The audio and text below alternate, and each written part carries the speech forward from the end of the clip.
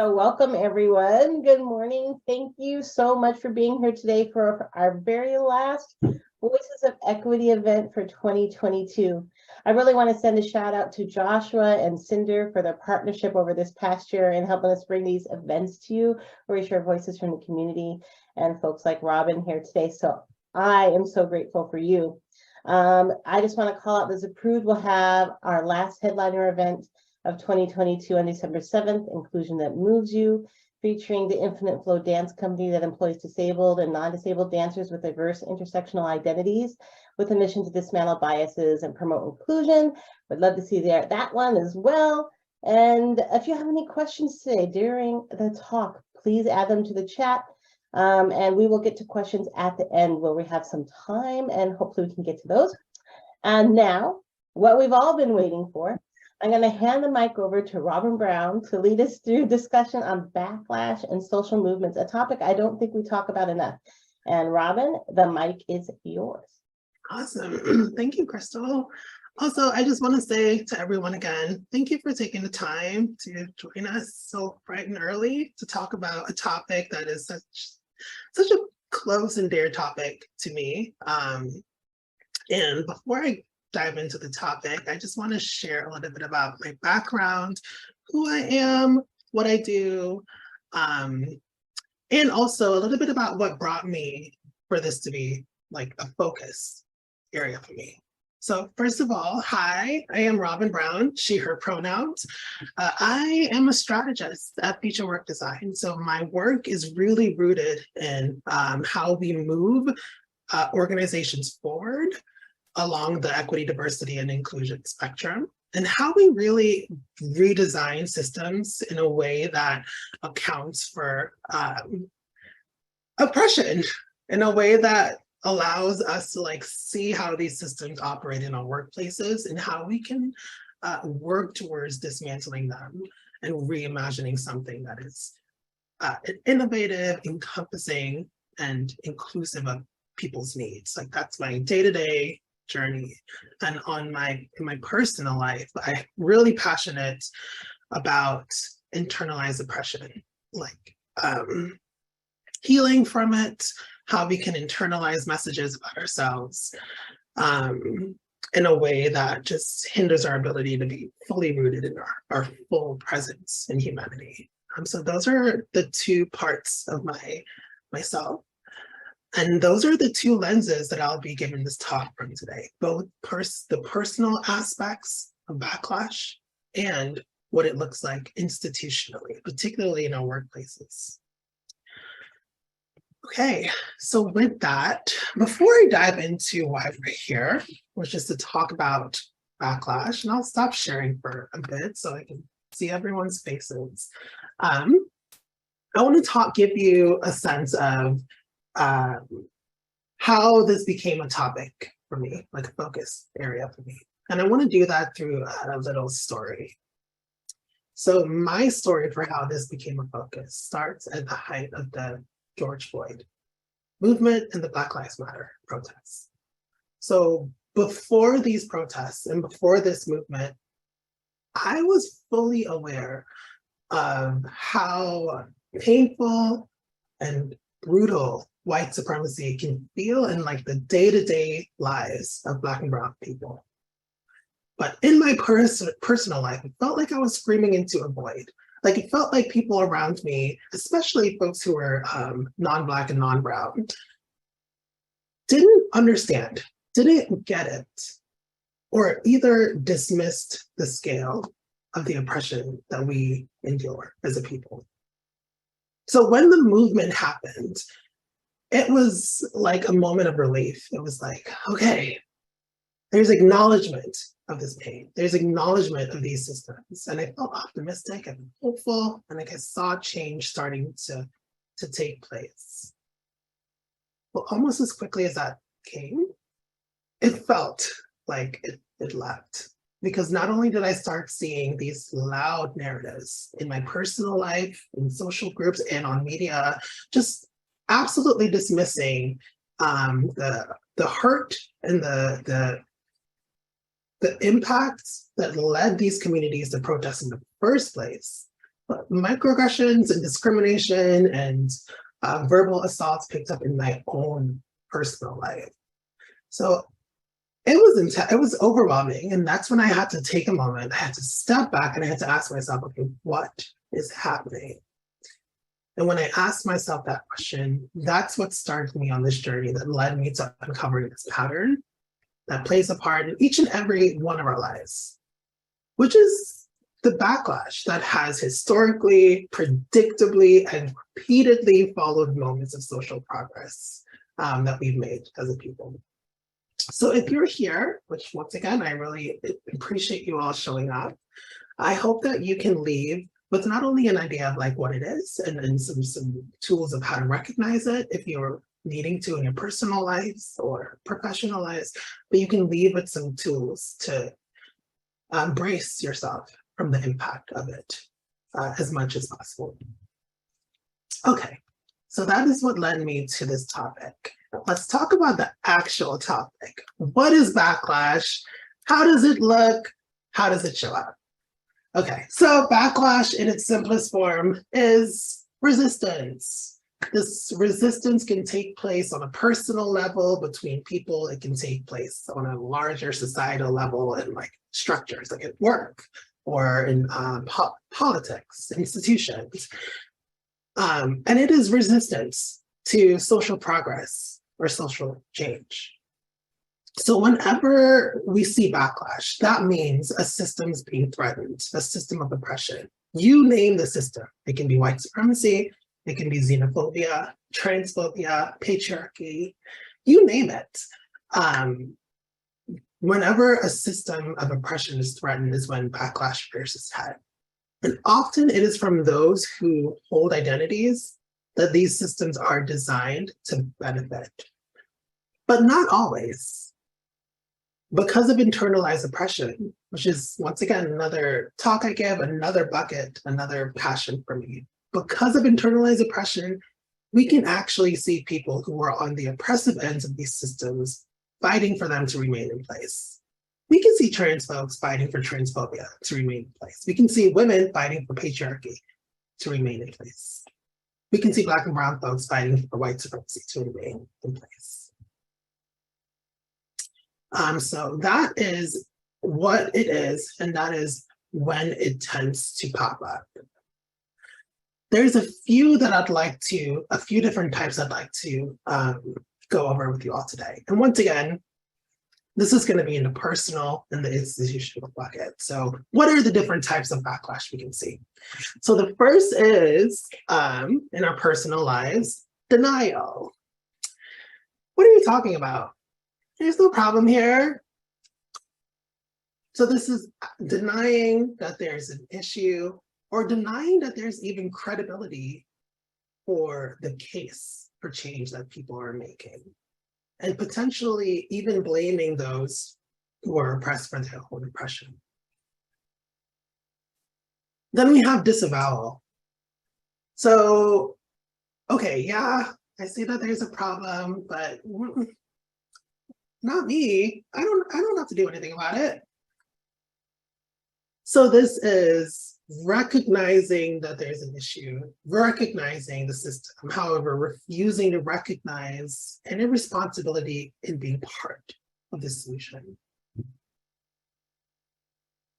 Then we have co-option.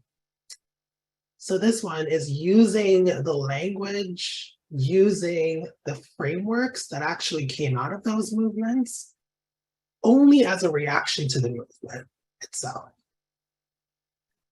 And also under the bucket of co-option, which we see a lot recently, just attacking the language. So there's a negative connotation attached to it. And that negativity, that negative connotation can be used to stop progress or even discussion about progress. You've seen this with the term feminism, and we've seen this with the term defund the police. Just attack the language from the movement to prevent further conversation about the movement itself. And lastly, there's straight out aggression. So this is microaggressions, this is verbal assault, this is hate crimes rising in our personal lives. Okay, what does it look like institutionally? There's a few more I'd like to go over with you. So you may see leaders or people in your organization that decides it's not a priority in action. You might see appeasement. So this is, yeah, this is an issue. No, I see it. I'm with you. We need to do something. But not today. Maybe in the future. Maybe down the line.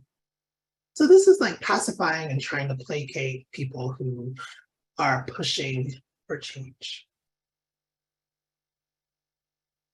We can see repression.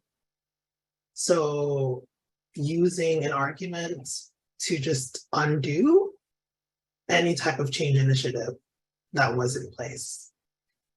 And usually it can look like people saying, we tried that policy, we tried this diversity thing, we tried promoting people of color, that didn't work. So, let's just abandon it. And lastly, there's appropriation. So appropriation is simulating change while you're working against it covertly. So pretending that you are part of the movement, you're a part of the cause, you're like, I recognize it. But actually, whether subconsciously or not, behind closed doors, you are working against the goals of progress.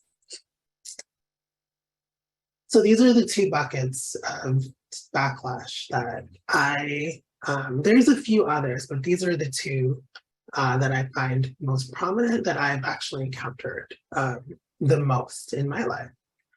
Feel free to screenshot this if you want to take it with you. And I will send Crystal, I think, resources that you all can have that can dive deeper into like what these look like in the nitty-gritty. But for now, I want to go through a few examples of how this can show up. So personally, there's a few narratives that we've heard that kind of encapsulate the types of personal backlash we can experience. So the first one is when it relating to Black and brown folks. So when we see Black and brown folks either most recently calling for there to be attention placed on police brutality in our communities, or even earlier, a few years ago, when we were calling to just have people see the system of the devaluing of Black and brown lives. There were two dominant narratives, at least that I heard in my personal life, that act to either dismiss progress, dismiss the argument, or stop progress. And that was, we had a Black president, denial, right? Denying that there was an issue at all. So we had a Black president, or that also looks like we had Martin Luther King, we had the civil rights movement, just completely denying that there was an issue to be solved. And most recently, we've seen co-option. So instead of actually exploring the movement itself, using the language as a reactionary end. So All Lives Matter was a reaction to Black Lives Matter. It wasn't a movement that was born out of systemic and historic oppression. It was a movement that was born as a reaction to Black Lives Matter with similar language. It was co-option. When queer folks tried to assert their right to marry, to use the bathroom, to be called by a pronoun that recognizes their humanhood, there were a few dominant narratives that I heard in my personal life that to me, resonated with the backlash that I see, which was, why are we catering to a small percentage of the country? Like, that's only a small percentage, right? Disavowal. That's a small percentage of the country, so it's not my responsibility to be part of the change, part of the solution. There was a rise, and still is, a rise in hate crimes, specifically against trans folks. And recently, there's a narrative to completely deny the existence that trans people altogether. And we can even trace this way earlier back when women started making progress in the 80s. There was a backlash against women, blaming the movement for a recession, blaming the movement for any difficulties that the nation encountered. And there was a lot of narratives that came out of that backlash. And one of them was, oh, well, this is happening because women pulled away from the home. Women started caring less about family and less about relationships. And those were the three that I see most in my personal life. And even today, we are still seeing this narrative about women leaving the home, being responsible for a loss of family values. What does this look like institutionally? Well, there's only, maybe for lack of time, I'll just go over one example, and that was Brown v. Board. First passed in 1954. It was a moment that people signaled as schools are desegregated now. Separate but equal is no longer constitutional. However, there was a silent and aggressive movement behind the scenes to essentially undo the tenets of Brown v. Board, which led to what we see today, which is schools are still highly segregated today. And one of the policies that came out of this backlash was tying school funding to property taxes, a funding model seen nowhere else in the world. And that was predominantly to keep Black and Brown schools underfunded, because historically Black and Brown communities have been attacked and starved of resources. So historically Black and Brown schools, communities have been poorer. So if you're tying the funding of our schools to property taxes, schools in poorer communities will remain underfunded, especially compared to other communities. So there was a repression, there was a reversal of this initiative that was silenced and less recognized, but pretty aggressive nonetheless.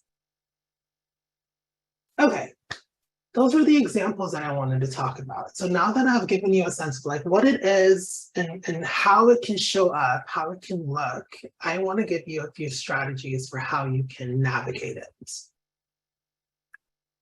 What can you do about it? Well, personally, there's a few strategies I'd like to talk about, and that is starts with focusing your efforts. So as some of you may know, there are some people who are fully entrenched in their position. They're fully entrenched in their opposition. So focusing your effort on those who you feel you can influence. Focusing your time, your energy, and your emotional capacity on people you feel may be open to change. Finding your community. So this is forging links with other groups and other people who are experiencing similar opposition in the moment. I'm giving you the ability to share ideas, the ability to create support for one another, create a network. Healing internally. So if you hold an identity that is impacted by this backlash, I think this is a moment for you to actually root further into self-care and healing. And for me, what that looks like is going deeper into healing myself of systems of racism and really finding that path that takes me to full contentness and healing and care for my Blackness. And whatever that may look like for you, this is the time to actually dig further into self-work. And lastly, allyship. So getting involved in what way that is in any way that is accessible to you. So that can look like a range of different things. It can look like speaking out in social situations against resistance if you encounter it. Getting engaged with your communities if there are other groups that are also pushing for change. Finding allyship that is accessible to you. And what can this look like institutionally? How can you maybe create a buffer institutionally against resistance? Well, the first thing is it starts at the top. It starts with leaders. So ensuring that leaders are involved in equity initiatives, in moving this work forward, in sharing their own stories. This way, it can be, this is how you build it into the DNA of the organization. This is how you create an organization where it's signaled that this is a value. Breaking the silence and having difficult conversations. And you do that through building a structure for it. So advocating for policies, practices that support people speaking out, that support people participating in difficult conversations, and ensuring that it is a space that is monitored, a space that is safe, and a space that is transparent. And if you are wanting to participate in those conversations, participating without becoming defensive, and just acknowledging that a lot of misinformation may be driving people's reaction and fear. So entering the conversations with an open mind, especially if it's in the workplace. Communication. So ensuring that you communicate the importance of change, ensuring that you communicate the importance of bias, of subconscious bias, being absolutely transparent about any initiative that is moving forward and why, and ensuring that you have feedback loops so people can be engaged in the process through all stages, from exploration to change to implementation. Communication really is key. And lastly, accountability. None of this work moves forward without holding each other accountable. So ensuring that you have guidelines for what behavior, what language is acceptable and what is not.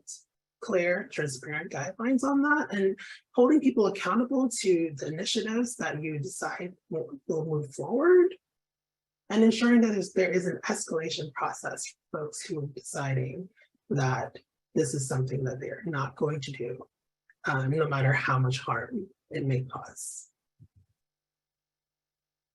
So those are the strategies that you can use in your interpersonal life, or if you have access organizationally. But there's a few strategies that we can all use, no matter who we are, and no matter where we are. And the first is expect it. I think being sure that you're not caught on your back foot. A lot of us were caught on our back foot in a lot of these moments of intense backlash. I think ensuring that you expect it and preparing yourself to respond to any argument that comes out that is used to justify this backlash and justify the resistance. Listen, be willing to listen without, once again, defensiveness, or listen to listen and not listen to speak. Don't internalize it. If you have an identity that is impacted by the backlash, it can be easy to internalize this as we don't have a right to fight, or this movement is not rooted in validity. But ensuring that you don't internalize the backlash, you hold it at a distance and see it for what it is. This is backlash. This has nothing to do with our movement.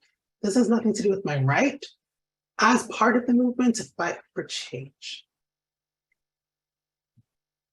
And lastly, but not least, don't waver. It can be exhausting.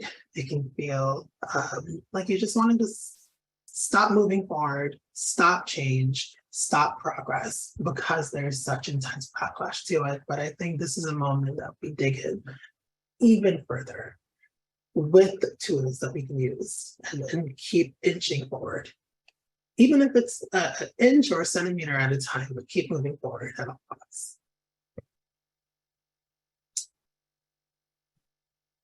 Okay, I tried to get that down in 20 minutes. That was a difficult thing to do. This is such a big topic, but I really wanted to be able to make space for questions. So sorry if I was speeding through that, and I know that was a lot of information, but I'll just put my email in the chat. So if you want to follow up and really unpack any of these concepts further, or want more resources, just send me an email and I'll be happy to do that with you, because I know I sped through that. But for now, I want to pause here and I want to just open it up for questions, clarifications, ideas, thoughts. Thank you, Robin. We have, it looks like we have a couple of minutes. What's come to mind for anyone? Does anyone have any questions or thoughts? Absolutely.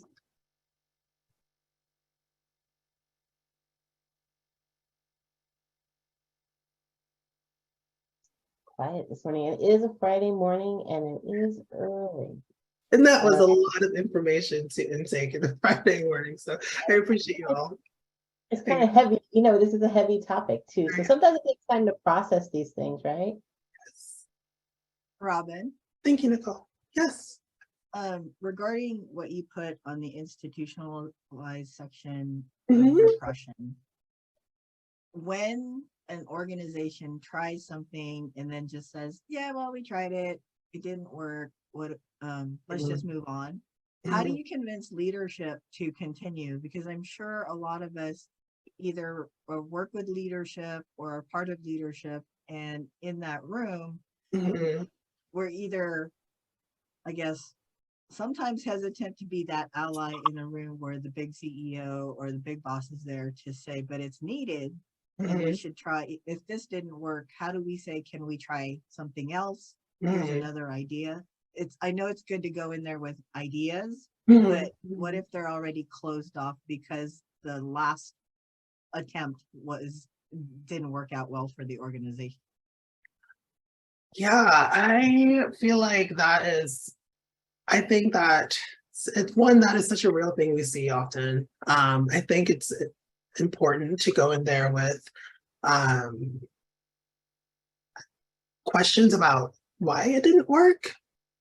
Like, was it maybe ideas and thoughts about leading with, yeah, that didn't work, but let's talk about why it didn't work. Let's talk about implementation, how it was implemented, because I think that is where people abandon these change initiatives, where it's like, we have this great idea, but it's not implemented with like full support and resources and time or clarity, or maybe transparency, whatever the initiative was. I think going in with some sense of why it didn't work and leading with that, so people are less willing to dismiss it outright, and they're willing to just, maybe we'll talk about what we can do better next time, especially if we know what didn't work this time.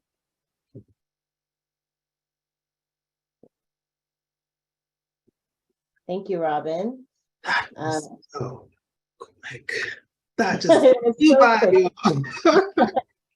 Well, we appreciate all of your knowledge and sharing and your vulnerability, and I think this is very helpful. I appreciate you putting your email in the chat so that folks can reach out.